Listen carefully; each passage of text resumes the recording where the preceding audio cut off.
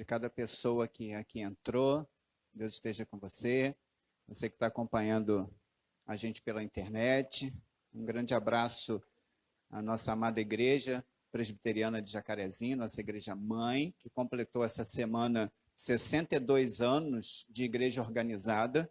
Hoje também à noite terá o culto, né, presencial na igreja de Jacarezinho, de comemoração do aniversário, não é isso, Rodrigo? Quinta-feira teve a live, quarta-feira teve a live, eu também participei, né, o tempo todo da live lá, foi uma bênção, viu, Rodrigo? Parabéns a todos aqueles que estavam à frente, Deus abençoe a vida de vocês.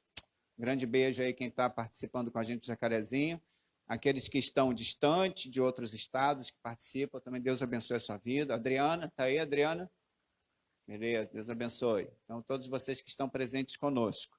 Vamos abrir a nossa Bíblia em Êxodo, no capítulo 14. Êxodo, segundo livro da Bíblia. Êxodo, capítulo 14. Semana passada, o Rafael Val pregou em Êxodo 12. No domingo anterior, eu preguei em Êxodo 3. Hoje, Êxodo 14. Do versículo 1 até o versículo 25. Fique com sua Bíblia aberta. Nós não vamos ler o texto agora. Nós vamos ler decorrendo, né, a pregação, porque nós vamos precisar rever todos os versículos. Então, a gente vai rever na hora certa, mas já fique com ela aberta. Senhor, abençoe as nossas vidas nesta manhã, fale com a gente. Abra, Senhor Deus, a nossa mente, nosso coração, abra o nosso intelecto, para que a gente possa compreender, para que haja, de fato, o nosso cognitivo funcionando, para que a gente compreenda de forma racional o que o Senhor realiza nas vidas, já realizou, está realizando e vai realizar, que a gente também compreenda, Senhor Deus, de modo emocional, de sensações, que o nosso coração seja tocado, sensibilizado pelo Senhor, que a gente sinta de fato, ó Deus, o teu agir, que não seja algo sem sentido para a gente, mas seja uma manhã que faça sentido para o nosso coração, que sensibilize o nosso coração, as nossas emoções, que o Senhor toque, ó Deus, as nossas emoções, toque a nossa razão, toque as nossas emoções, e que haja de fato mudança na nossa vida, que a fé aumente, que o Senhor coloque a confiança em nós e que ao sairmos daqui, nós coloquemos em prática a Tua palavra, no Deus que age, no Deus da promessa, mas o Deus que fez cumprir a Sua promessa e que continua, Deus, com a Sua promessa até o final da nossa vida, mas também que irá cumprir na glória e que assim o Senhor coloque essa certeza no nosso coração, para que a gente viva, ó Deus, pelo Senhor e para o Senhor, no nome de Jesus. Amém. Hoje nós vamos falar sobre os desafios na viagem. Né? Toda viagem tem os seus desafios. Né? E quem já viajou aqui, algumas viagens têm mais desafios do que as outras. As minhas filhas estão aqui, a Adriana está em casa participando. Em algumas viagens, eu falo assim para ela, eu nunca botei vocês em furada. Já botei, Gabi, vocês em furada alguma vez? Olha o olho da Gabi. Cadê a Giovana? Giovana foi ao banheiro? A Giovana chegar, a Giovana falou, já botei, Giovana, você em furada? Elas falam assim, claro, pai, que já botou em furada. Vou contar uma furada. Posso contar, Gabi? A furada do prefeito? Ah, a Giovana está lá atrás. Já botei em furada? Ah, não, a Giovana está aqui. Giovana, na alguma viagem eu já botei você em furada? Oh, nem respondeu. Teve uma vez que ficou na minha cabeça, Rebeca, um local lá em Rio Novo do Sul, que eu fui, né, quando eu estava lá, que para mim era bonito demais, porque assim, você subia um morrão, e nós tivemos o culto de uma senhora que morava lá em cima. Só que lá em cima, no topo do morro, era muito bonito, tinha uma lagoa linda, muito verde, e aquele negócio ficou na minha cabeça. E aí, né, eu era solteiro ainda e tal, mas ficou na minha cabeça. Eu me casei com a Adriana, tivemos as nossas filhas, e eu, quero levar elas lá, eu quero levar naquele lugar muito lindo, eu quero levar naquele lugar muito lindo. E ficou na cabeça, nunca consegui. Aí teve uma vez que eu fui só com a Giovana e a Gabi, eu falei assim, hoje nós vamos. Só que, para subir de carro, a estrada estava muito difícil, muito íngreme, e eu tinha um Sentra. O Sentra não tem tração para poder subir. Mas, enfim, fomos quase caindo no morro, para cá, para lá, abrindo porteira, subindo. Conseguimos, né? Conseguimos chegar até um determinado momento, e não dava para subir mais, e tinha que subir andando. Aí eu olhei para elas e falei assim, olha, só nos resta irmos andando. Vamos embora? Bom, não é furada isso, gente. Isso é furada, Alessandro? A Rebeca fala assim, é furada. O Alessandro fala, claro que não é. E aí fomos, subimos, andando, mas era muito longe, na estrada, muito longe, muito alto, quente. Ela fala, pai, não dá mais não, pai, não dá mais não. Fala, tá bom, então vamos voltar. Aí nós vamos voltar por um atalho.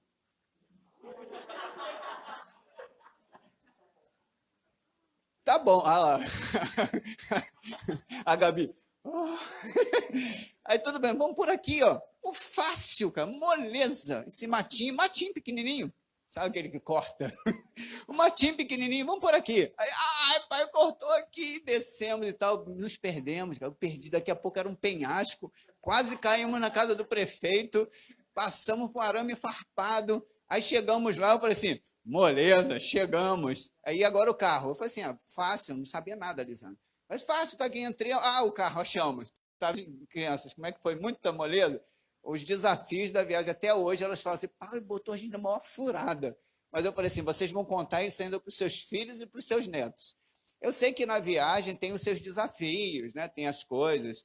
Israel, ele vai entrar numa viagem. Israel, a gente viu aqui para trás, né, as coisas que aconteceram, e a gente faz essa comparação com a vida cristã. Tem um autor chamado Richard Foster. Richard Foster, em um de seus livros, Vida com Deus, e Richard Foster, ele vai falar assim, que a vida cristã é uma longa jornada na mesma direção. A vida cristã é uma longa jornada na mesma direção, que é a direção de Cristo. Essa é a vida cristã. Deus está fazendo uma jornada com o povo de Israel, e o povo de Israel escravizado no Egito, o povo de Israel passando por dificuldades e clama a Deus, e Deus manda o seu livramento, porque é a promessa que ele tinha dado a Abraão. Ele fez uma promessa a Abraão, que o povo haveria de herdar uma terra prometida. E este povo, que foram com algumas pessoas, o Val falou 70 pessoas, né? Talvez 65 a 70, ele falou um termo aí, né, lógico, para a gente poder compreender. Quando José ainda era governador do Egito, que os pais vão para lá e de lá eles se transformam num grande povo. Depois que José morre, o imperador entra, o faraó entra, que não conhecia a história dele, nem a história da família, escraviza o povo, e eles ficam 400 anos nisto, clamando ao Senhor e tudo mais, até que o Senhor levanta um menininho que nasce chamado Moisés, vai usar Moisés para tirar o povo dessa terra.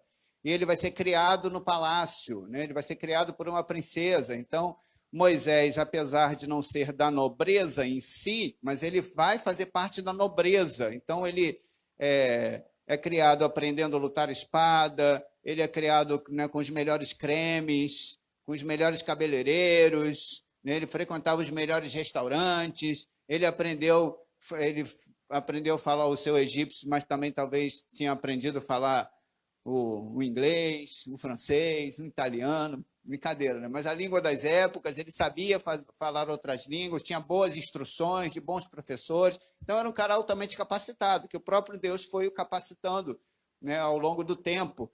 E assim ele vai, mora no deserto, ele conhece o deserto, até que chega um ponto que ele vai buscar o povo, e aí Deus começa a agir no meio do povo e vai tirar o povo de lá. Ele se encontra com Deus na sarça ardente, né, ainda lá no deserto, quando ele está no Monte Horebe, e alguns vão falar do Monte Sinai, fazer uma comparação, mas há dúvida com relação a isso, no mesmo monte que ele vai receber as leis de Deus. Então, por isso que ele já conhecia essa estrada.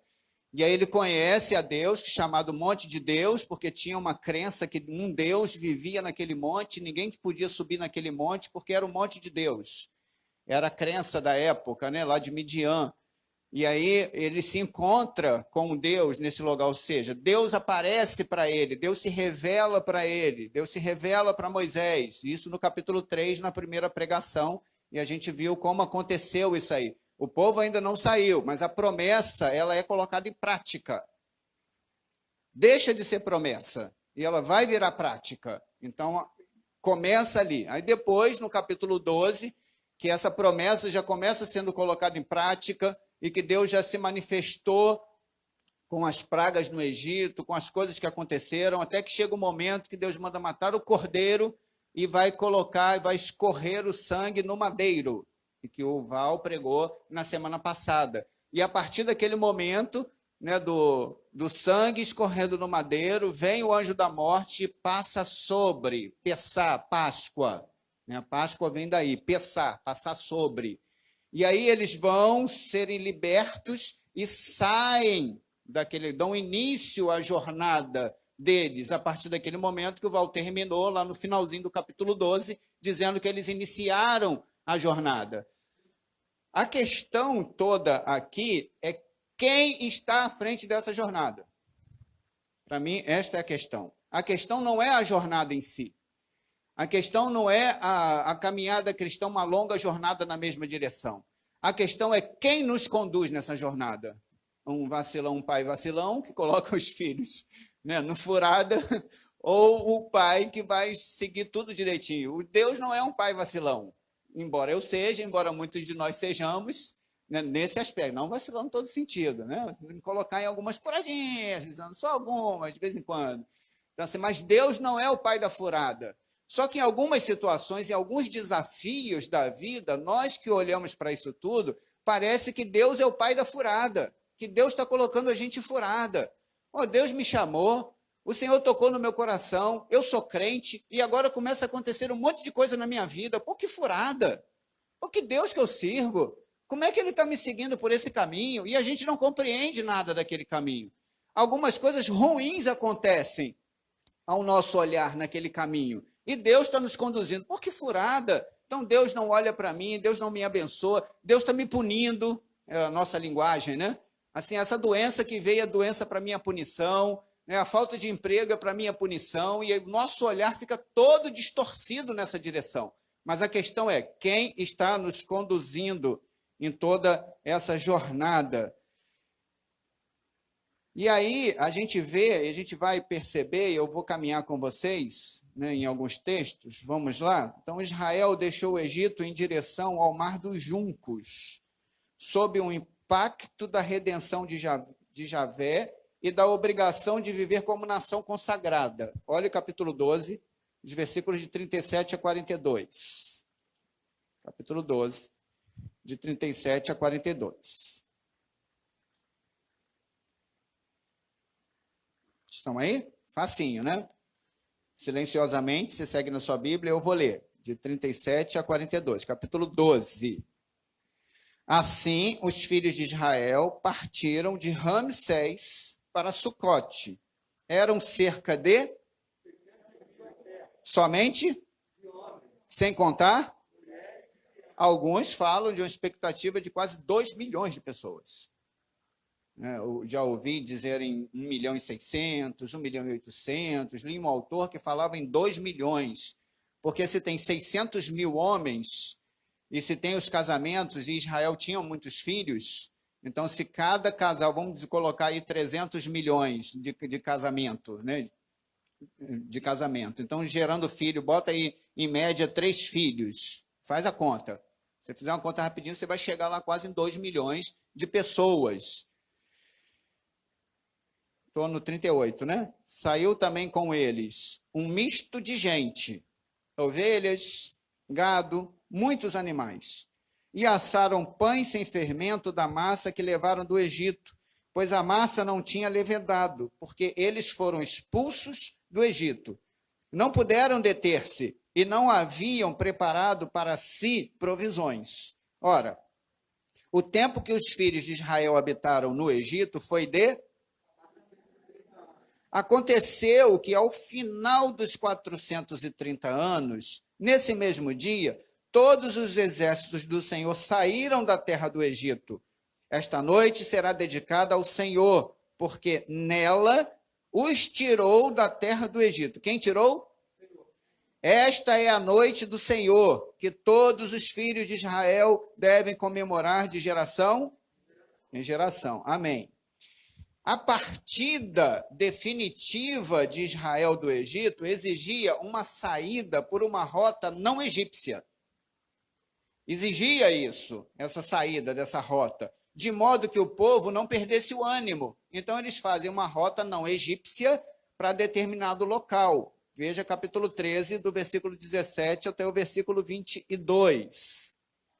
Capítulo 13, é só folhear. Você em casa também, por favor, né? Pegue a sua Bíblia, vai folhear para conferir com a gente. Capítulo 13, do versículo 17 até o versículo 22. Quando Faraó deixou o povo ir, Deus não os levou pelo caminho da terra dos filisteus, embora fosse mais perto, pois disse, para não acontecer que, vendo a guerra, o povo se arrependa e queira voltar para o Egito. Até o 22.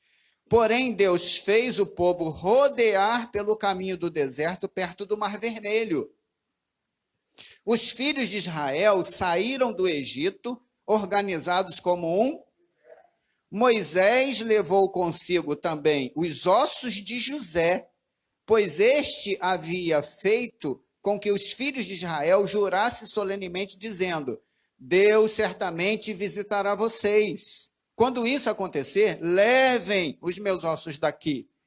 Os israelitas partiram de Sucote e acamparam em Etã, à entrada do deserto. O Senhor ia adiante deles durante o dia numa coluna de nuvem para os guiar pelo caminho, durante a noite numa coluna de fogo para os iluminar, a fim de que caminhassem de dia e de noite.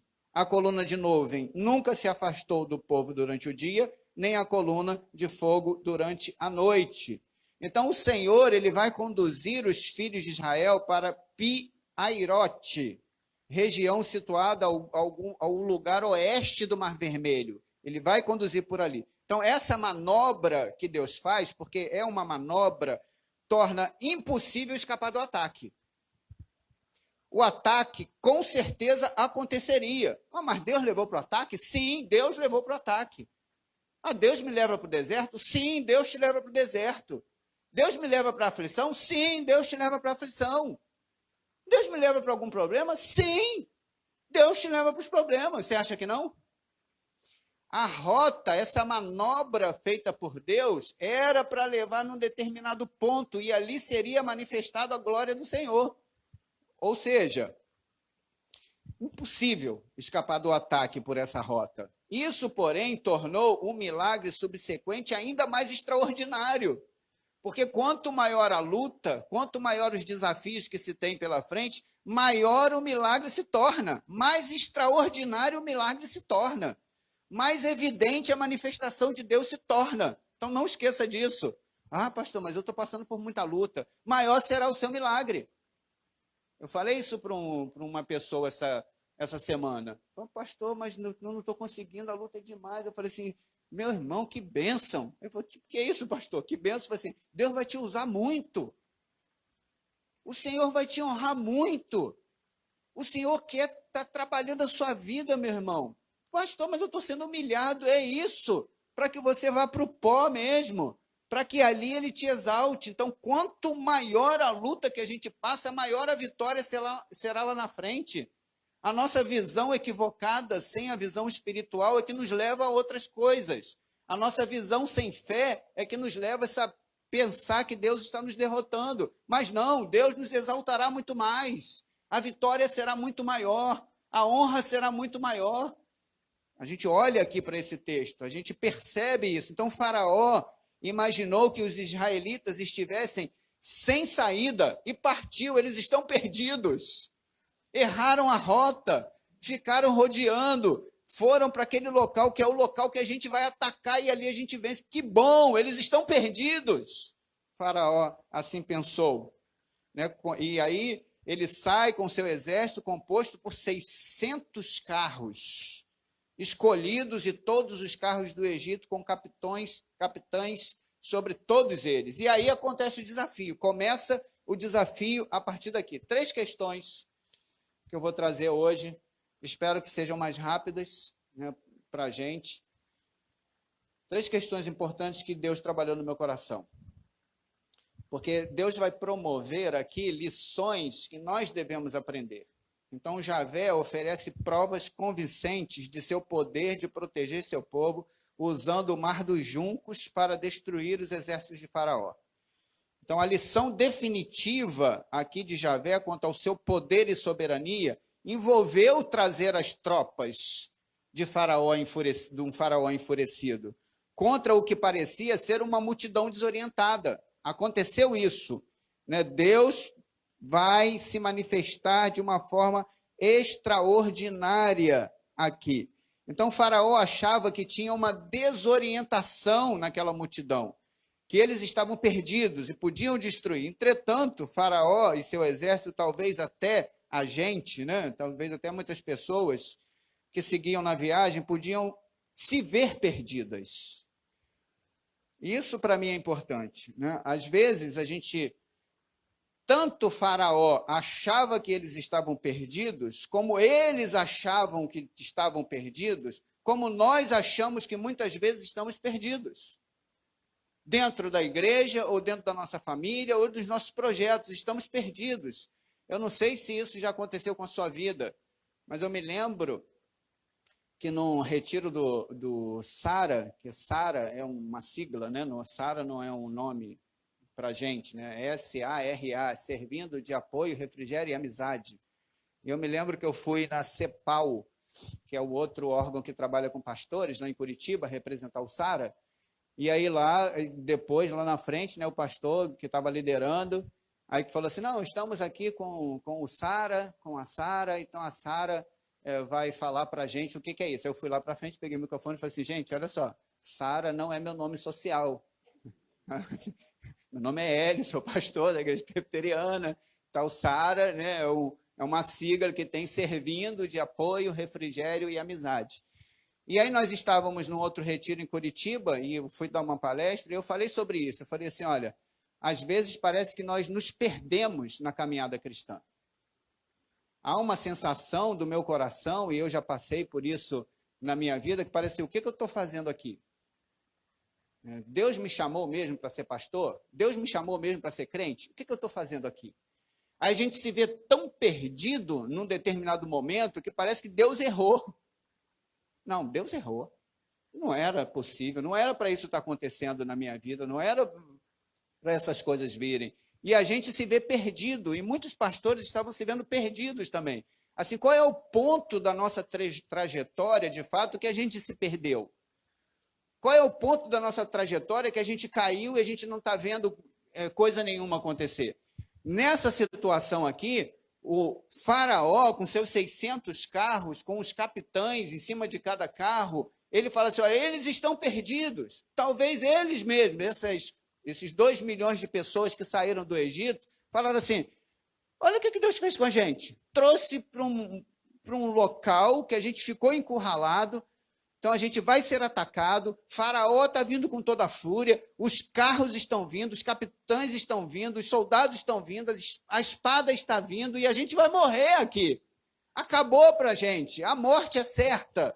E até eles mesmos entram em desesperos com relação a isso.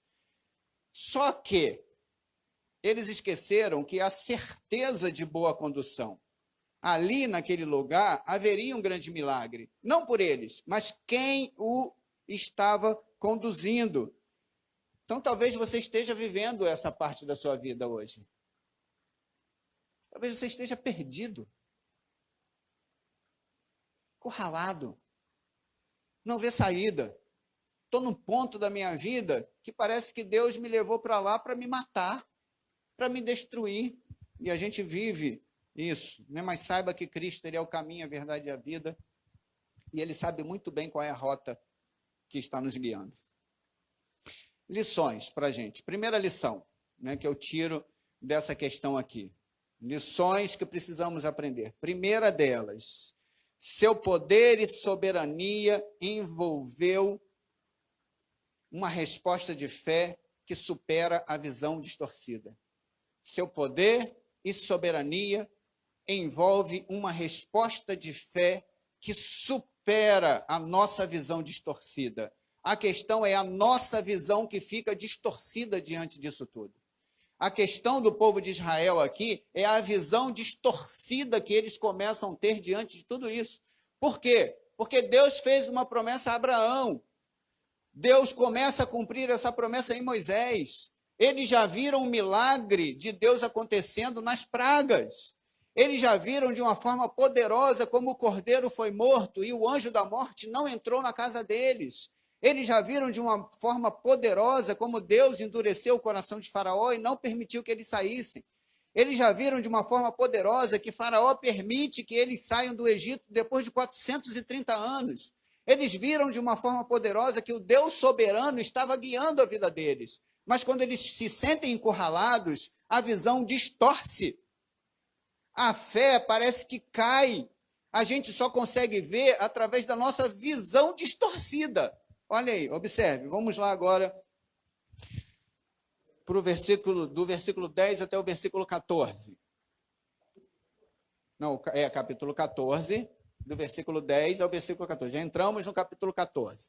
Olhe do versículo 10 ao versículo 14. E chegando o Faraó, os filhos de Israel levantaram os olhos, e eis que os egípcios vinham atrás deles, e ficaram o quê?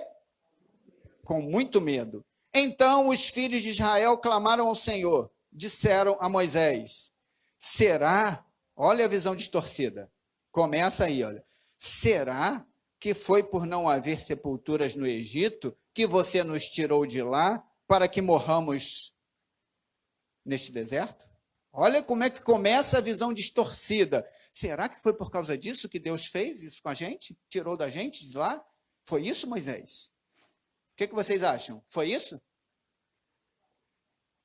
Não. Por que Deus tirou o povo de lá?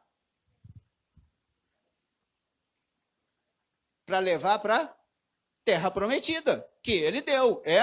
Por isso que Deus tirou de lá. Mas a visão distorcida faz com que eles achem que Deus tirou de lá para que eles morram naquele local. Por isso que levou por uma rota não egípcia, rodaram e ficaram lá no Mar dos Juncos, porque ali eles iam ser mortos. Versículo 11.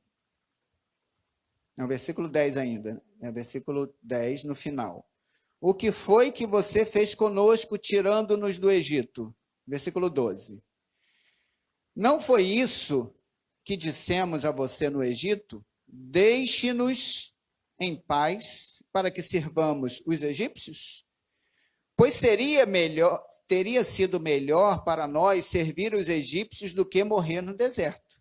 Moisés, porém, respondeu ao povo, não tenham medo, fiquem firmes e vejam o livramento que o Senhor lhes fará no dia de hoje, porque vocês nunca mais verão esses egípcios que hoje vocês estão vendo. O Senhor, o que diz aí? O que temos que fazer? Fiquem calmos. Fiquem calmos. Eles olham para aquela situação, estão encurralados, não tem mais para onde sair, mar diante, exército atrás, não tem rota de fuga, não tem plano B. Não tem plano B, não tem escape. Chegamos num determinado ponto da nossa vida que não tem mais o que fazer. Ou a gente confia, ou a gente não confia. Não tem alternativa. E aí eles se veem aí, só que traz uma visão distorcida. Fala assim, então foi por isso, né, que Deus fez isso com a gente, para matar a gente aqui, porque não tinha sepultura lá. E o medo começa a tomar conta do coração, E aí eles clamam ao Senhor. E até o Senhor fala assim, por que vocês clamam a mim? Estão malucos? Esqueceram do que eu falei para vocês, que eu estou com vocês, que eu vou fazer o livramento, eu não já provei isso para vocês? Olha para a nossa vida cristã. Agora, dê uma olhadinha, você que está vindo aqui à igreja, você que está em casa acompanhando a gente, você olha para a sua situação, você vive aí a questão do Covid e tantas outras coisas, mas meu pai pegou isso, meu pai pegou aquilo, Eu tenho uns amigos no Espírito Santo, né? Uns pastores e tudo mais, que ele ficou mausaço, Val, no hospital. Quase veio a óbito. Né? A esposa dele mandou mensagem e falou assim, olha, eu não sei o que vai acontecer comigo, porque assim, Deus parece que está me massacrando. E assim, e se meu marido morrer, eu vou ficar revoltada com Deus.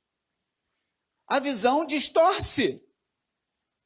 Sabe, quando a gente entra num período, parece que de morte, quando a gente tem a visão com a morte, a nossa visão em si começa a ser distorcida. Mas o mesmo Deus que fez a promessa para o povo de Israel é o mesmo Deus que faz a promessa em Cristo a nós. Nós não morreremos eternamente. Se Deus nos tirar a vida aqui, nós estaremos com Ele na glória. Coloque a sua visão no lugar certo. Porque senão o medo vai tomar conta da sua vida, você vai entrar em desespero, você vai entrar em depressão, você vai entrar para a ruína, por causa da sua visão distorcida. Então, o que a gente tem que fazer, pastor? Olhe para o autor e consumador da fé. Olhe para aquele que fez a promessa. É Deus quem está à frente. É Ele quem coloca a coluna de nuvem durante o dia. É Ele quem coloca a coluna de fogo durante a noite. É Ele quem provê todas as coisas na nossa vida. E se Ele quiser nos levar, Ele vai nos levar. Mas nós estaremos com Ele. Não há distorção para Deus. Só há distorção para a gente. Então, traga a sua cabeça para o lugar certo. O lugar da promessa. O lugar do Deus que nos guia. O lugar do Deus que nos abençoa. Segundo, o que a gente precisa aprender? Qual é a lição que a gente precisa aprender aqui? Segundo, seu poder e soberania envolveu de sua provisão. Seu poder e soberania envolveu de sua provisão. Primeiro, seu poder e soberania envolveu uma questão de fé que muda a nossa visão distorcida. Segundo, seu poder e soberania envolve de sua provisão. A provisão é de Deus e não nossa. Não é do nosso trabalho, não é da nossa inteligência. Não é porque eu consegui passar no concurso tal e eu estou firme agora, os meus celeiros ficarão cheios. Não é porque eu sou muito inteligente, eu vou conseguir vários contratos e vou virar dono de uma empresa grande e eu arrebento e eu sou o cara. Não é por causa da gente, é por causa da provisão de Deus. E Israel, ele se depara no momento que não vê outra alternativa.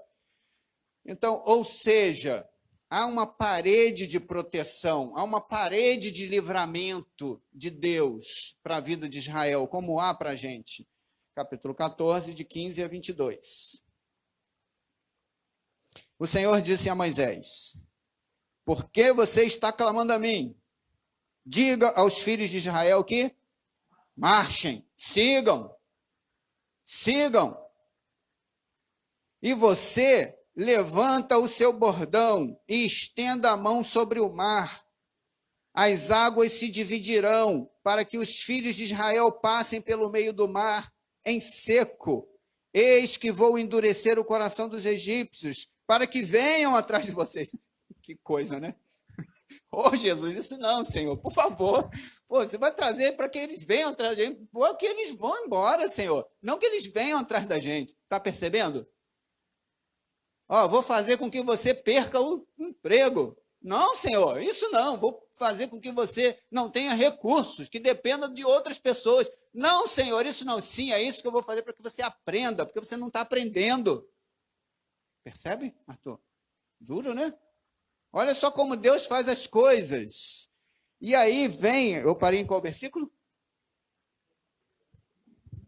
17. Então vamos para 17. Eis que vou endurecer o coração dos egípcios, para que venham atrás de vocês e entrem no mar. Serei glorificado em Faraó e em todo o seu exército, nos seus carros de guerra e nos seus cavaleiros.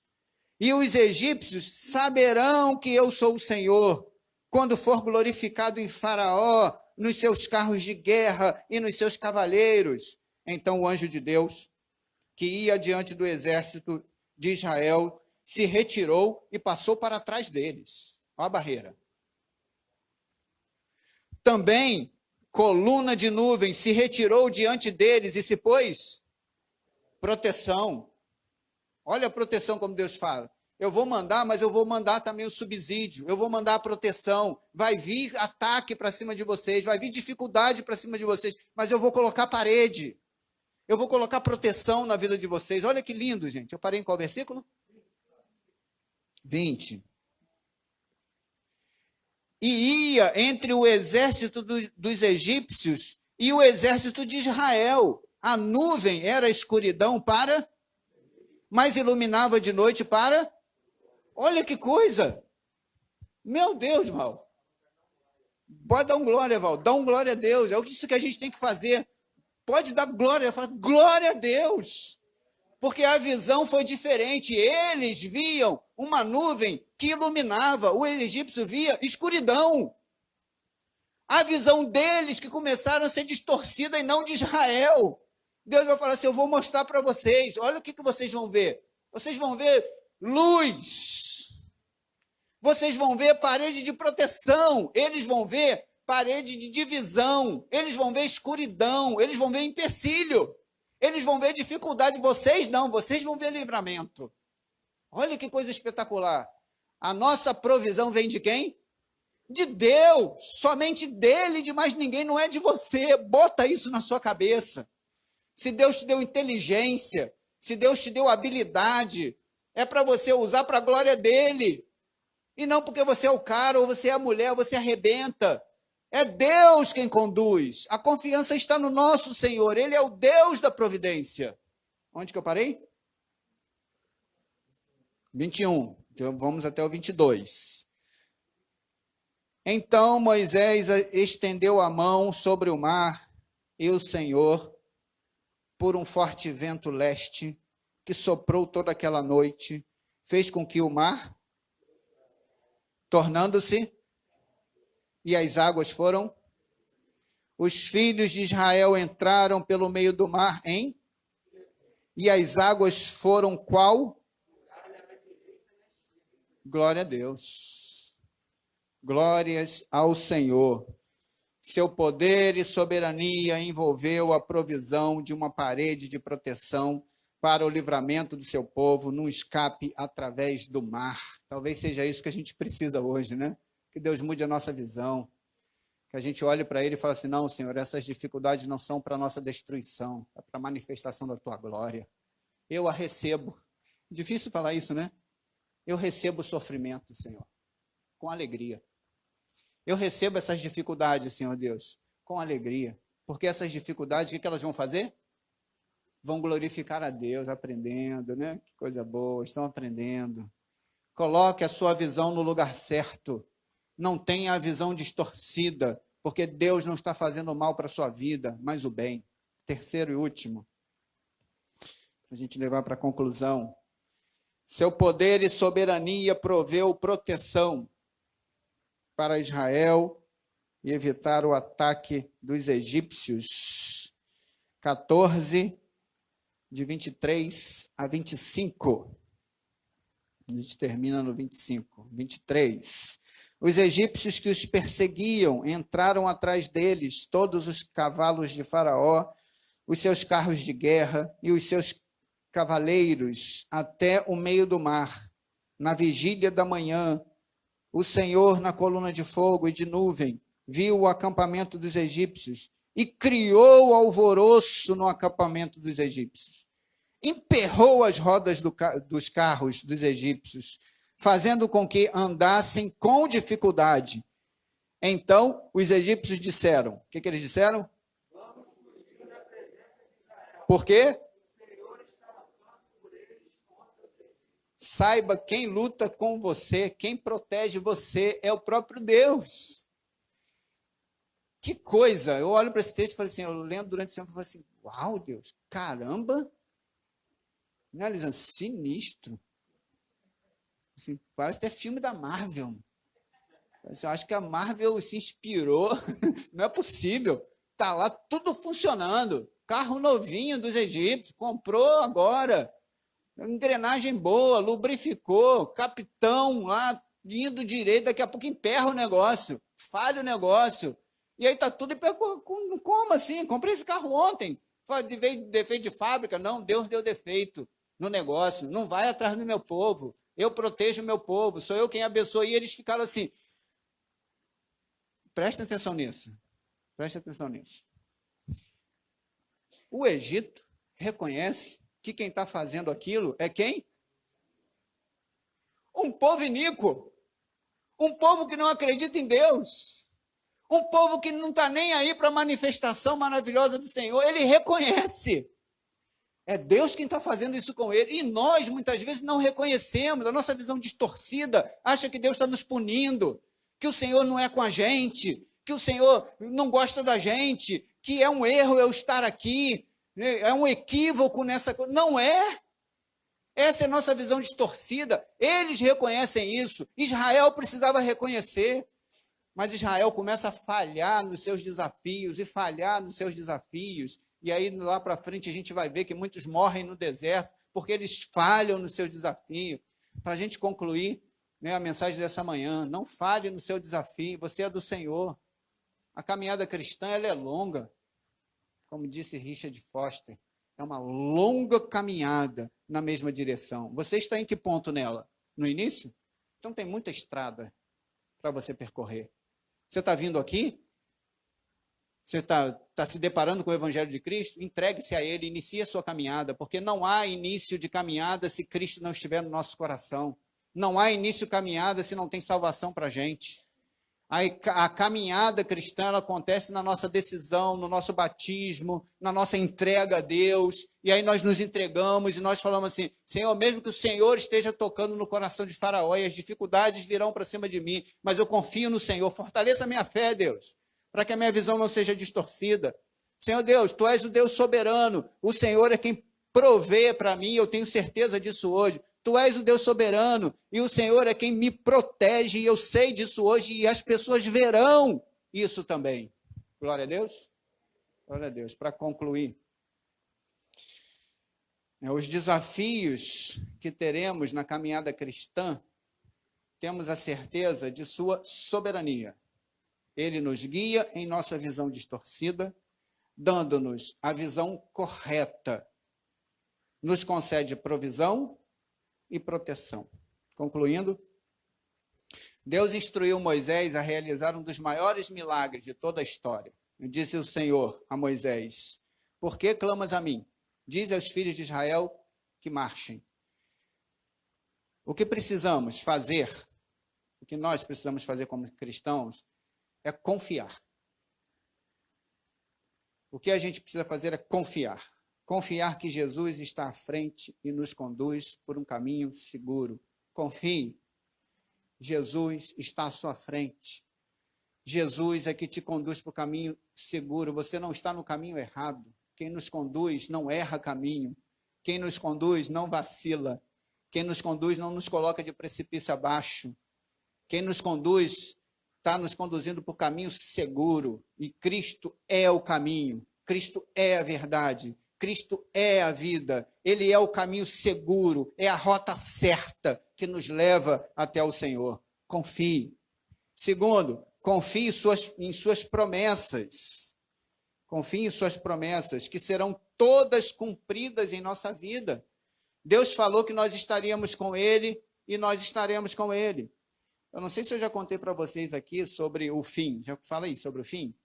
Tive uma conversa com um amigo, pastor, uma vez, eu estava muito angustiado, e eu tenho os meus mentores também, e aí eu fui conversar, né, com um mentor meu, estava falando da minha angústia e tal, falei assim, parece que não tem jeito, não vai ter jeito esse negócio. Aí ele olhou para mim e falou assim, Hélio, não é o fim, cara, no fim tudo vai dar certo.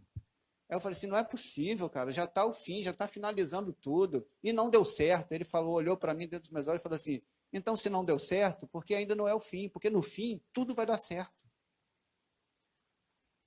A gente acha, né, que as coisas estão acontecendo para a gente, que é o fim, não é o fim. Porque no fim, aquele que nos conduz pelo caminho vai nos conduzir para a terra prometida. E se o Senhor nos levar, Ele vai nos levar para o fim. E lá nós estaremos com Ele. Porque Jesus fez a promessa, eis que estou com vocês todos os dias da minha vida até a consumação dos séculos. E não há dúvida na promessa de Jesus. Nós estaremos com Ele, não duvide. Último, confiar em sua provisão todos os dias. Confie. O necessário você vai ter para sua casa. Confie. Deus não vai permitir que nenhum dos seus justos passem necessidades. Deus não permite. Confie. Deus é quem dá a provisão para a nossa caminhada cristã e estará conosco todos os dias. Fechando esse texto, essa travessia do mar, ela vai dar uma tipologia aqui de Cristo, que a gente falou que sempre a gente vai, né, fazer a caminhada, a jornada do povo de Israel com a nossa jornada cristã. Eles vão atravessar pelo Mar Vermelho, isso significa lavagem, isso significa travessia, né? Isso significa que você vai de um lado para o outro, né? Então, isso daqui há um significado tipológico aqui com a própria ressurreição de Cristo. Nós, quando somos batizados, nós somos batizados nas águas. Aquela velha vida, ela morre. Aquele velho estado, ele termina. Não, nós não voltamos ao velho homem, como o Gustavo fala às vezes, né? Que negócio é esse de velho homem? O velho homem já morreu, né, Goto? O velho homem já morreu, aquela vida termina, ela terminou ali. A gente passou pelas águas, Jesus nos purificou, Jesus nos renovou, e Jesus está nos conduzindo para a glória, para o outro lado, para a terra de Canaã, para a terra prometida. A ressurreição de Jesus, ela faz isso, atravessa o Mar Vermelho com a gente, passa para o outro lado, está a caminho da Canaã celestial, a terra que ele mesmo nos prometeu, e é certo que nós estaremos com ele na glória. A ressurreição de Cristo fez isso, está consumado. Deus prometeu e cumpriu, e nós estaremos com ele. Dá o glória agora. Glória a Deus. Muito obrigado, Senhor. Obrigado, Jesus, por tua palavra que é viva e verdadeira. Ah, Jesus, corrige a nossa visão equivocada. Corrige a minha visão equivocada, Senhor. Porque muitas vezes eu não tenho a visão espiritual, a visão da fé, que o Senhor confunde os inimigos, o Senhor faz emperrar as rodas, o Senhor coloca a tua coluna de proteção e os inimigos veem escuridão e sua parede, e a gente vê a luz, a gente vê saída, a gente vê bênção, a gente vê provisão. Como eles fizeram isso? Nós temos a certeza no nosso condutor, quem nos dirige, quem nos leva para frente, quem está nos conduzindo. Colocamos a nossa confiança no Senhor. Jesus é a nossa confiança. Ele é o meu Senhor e Ele está me conduzindo. Descanse o meu coração, ó Deus, no nome de Jesus. Amém.